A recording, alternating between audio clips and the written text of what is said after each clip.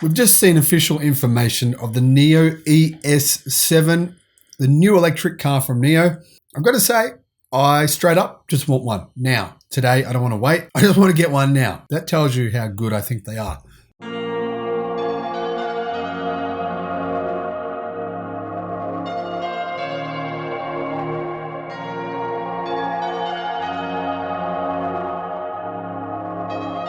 Hello, my friends. Welcome to the channel. I'm the Electric Viking. As you can see, I'm a little bit excited about this car. Why? Well, it fits my needs pretty well, perfectly. Perfect size. It's electric. It's not a wannabe electric car. What do I mean by wannabe electric car? Well, Volvo C40. You've probably seen the review on CarWow. If you haven't, I'll put a link in the description below. CarWow, they tested 3 electric cars, right? The Volvo, basically like the mid-sized Volvo electric SUV, Audi e-tron, and the Model Y. Tested the 3 of them, and well, the Tesla Model Y won pretty easily because it basically won almost every category in the test, and it was the cheapest. Yeah, it was the cheapest. Now you're probably wondering, how can the Model Y be the cheapest? Well, because these other electric car manufacturers, you're not comparing spec for spec, because this is what Legacy Auto does. They sell you the cheapest model. They say, oh yeah, we have this great car. It's electric. You're going to love it. It doesn't come with air conditioning or wheels. You've got to pay extra for wheels. You got to pay extra. You want doors? No. You need to pay an extra $5,000 for doors. You want seats? Oh, how many seats do you want? Well, it's $2,000 per seat. I'm joking, but you get the point. If you want to get them spec'd like for like with, say, a Tesla vehicle, you need to pay more. So when those cars were spec'd up to being like for like with the Tesla Model Y, both of them cost quite a bit more than the Model Y. So one on price, one in a few other areas. But ultimately, one big thing the review exposed was that the Volvo was built on an internal combustion engine platform. It has a transmission tunnel, right? In the back seat, the person in the middle can't put your feet down because the transmission tunnel is right there. Guess what's in it? If you cut a hole in the transmission tunnel, you know what's underneath it? Nothing, because it's an internal combustion engine vehicle. So yeah, that's one of the bigger disadvantages of doing what Mercedes, BMW, Volvo, what a lot of legacy auto companies are doing right now, using platforms that use ICE platforms. Now, bizarrely, Mercedes is planning on doing the opposite when it builds its new platform. So its new platform coming out, I believe, in 2023 or 2024, depending on how quickly they get their shiz together, is going to be based around electric cars. And then somehow they're going to build internal combustion engine vehicles on that platform as well. Who knows how they're going to do that? But hey, if it works, great. If you want to see the video I made about that, by the way, I'll put a link in the description below. So that gets to my point.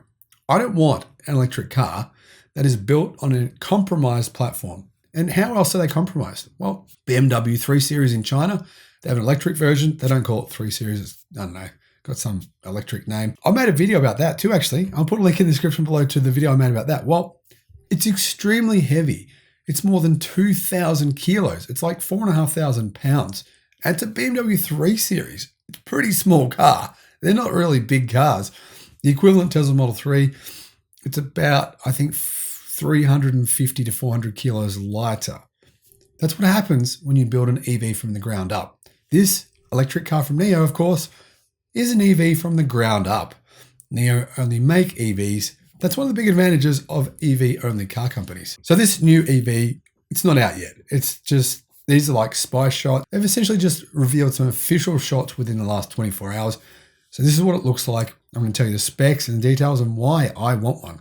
First of all, this is a pretty anticipated vehicle. Chinese people have been waiting for this for a while. Bit of excitement buzzing around it. And it's the third NIO SUV. It's positioned right in the middle between a bigger one and a smaller one, the ES6 and the ES8. The design is very much in line with other NIO cars. It's pretty, well, it's all right. Not much to say. I reckon it's inoffensive, but a bit bland. That's fine with me. I don't really care. However, new things to this car are sensors above the windshield with a LiDAR in the middle and a camera on each side. So interesting that they're using LiDAR. The rear design is quite clean with a simple black light bar over the full width of the vehicle. Of the trim on the car is either black or grey, which I like. I'm not a fan of chrome at all. I'm not sure why anyone got into chrome.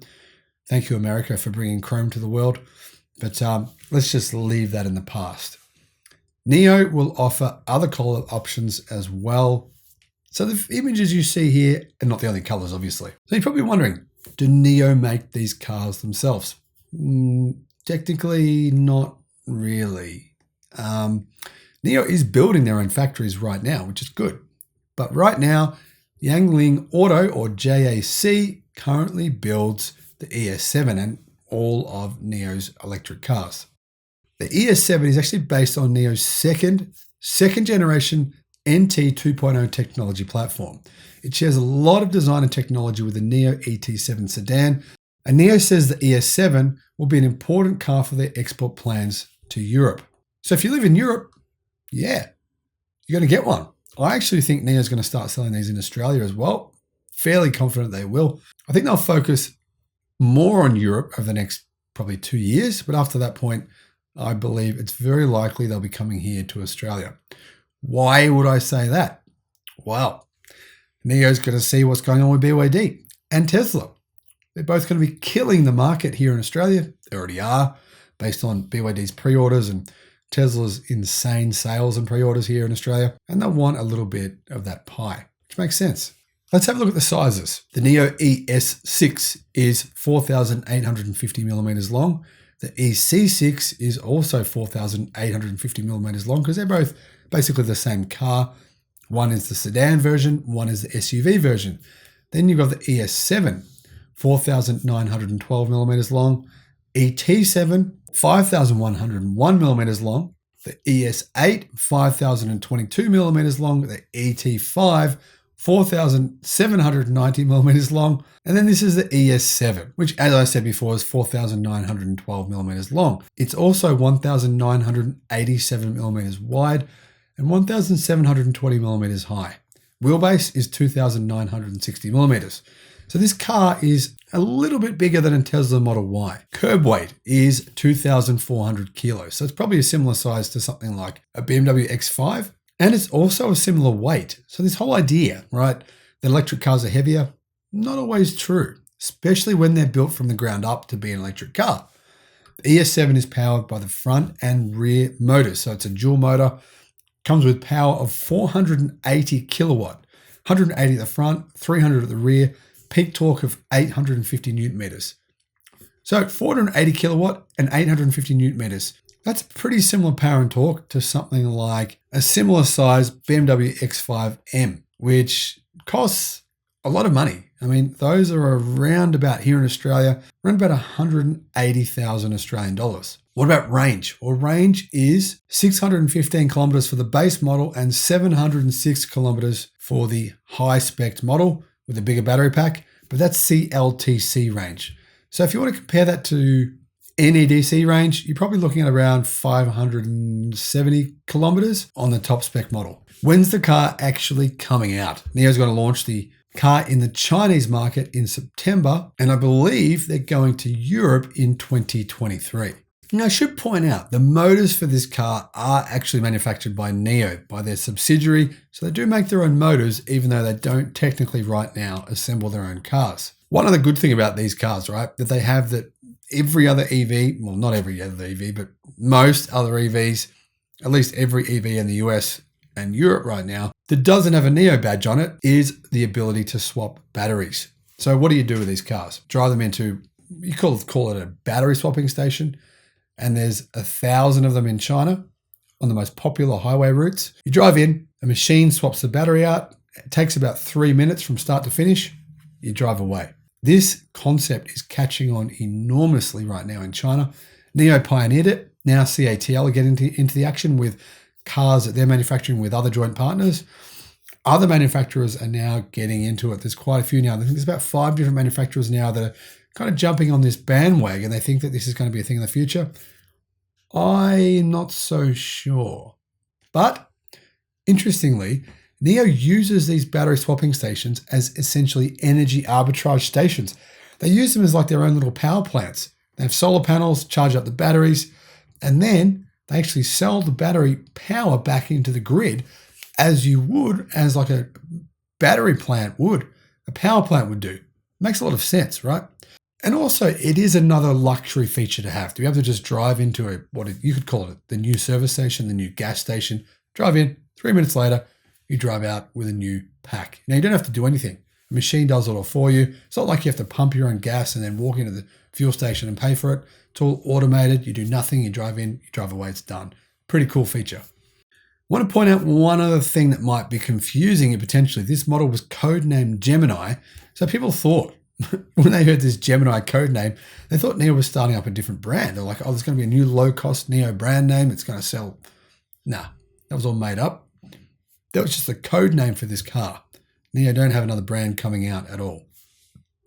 However, like I said before, it's actually similar in size to the BMW X5. Actually, it's a little bit bigger in terms in particular of interior space. EVs, right? Packaging, better packaging gives you more interior space. BMW X5L, which is the long seat version. It's like a long extended version. The Chinese love their L models. They've got L models of almost so many cars in China. It's the thing. They're so popular. It means the rear of the car has been stretched, a little bit like the Volkswagen All-Space Tiguan. So the standard Tiguan in Australia and in America, you can get a standard Tiguan. Then the All-Space is the stretch version. They originally made a stretch version for China.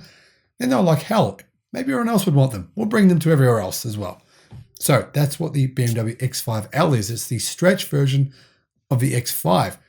Interior space of this vehicle will probably be pretty similar to the stretch version of the BMW X5L. That gives you an idea of the kind of size of this car. So like I said, this is what I want. Perfect size for me and my kids. Perfect size for us to get our bikes in the back and go on road trips and go and do their BMX racing and just to have a lot of fun and go do some. I haven't been surfing for a while. I used to surf every weekend. Since I've started this channel, I've been taking my boys to racing and training every week. I just haven't had a lot of time to be able to do that, but that's my dream. To go back and start surfing every week again, hopefully soon.